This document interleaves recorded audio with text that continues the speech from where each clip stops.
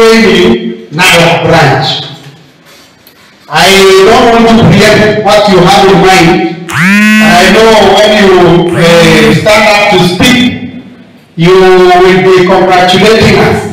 Yeah? Because whether in the whole region, I don't know whether region or republic, you will tell us there because that is your prerogative.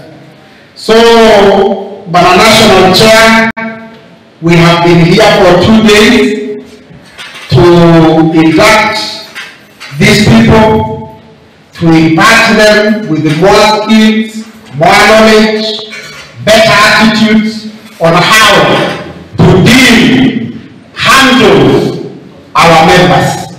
Anything that will disadvantage the teachers of Kenya, we shall not be part of it.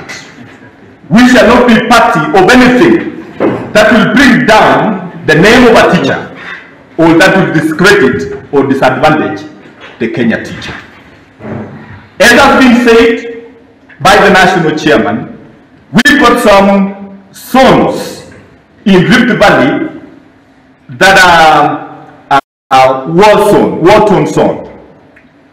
These songs have been ably mentioned by the national chairman.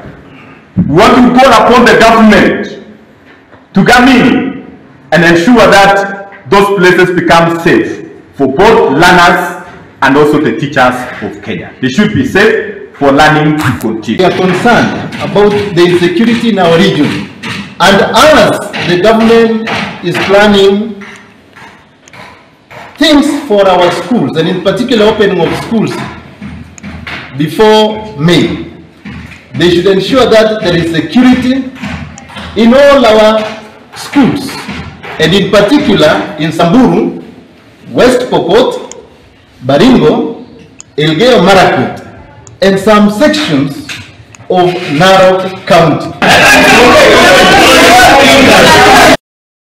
Na hamna hotu korotokia kamwe kiga gwikiria ndugathi haraya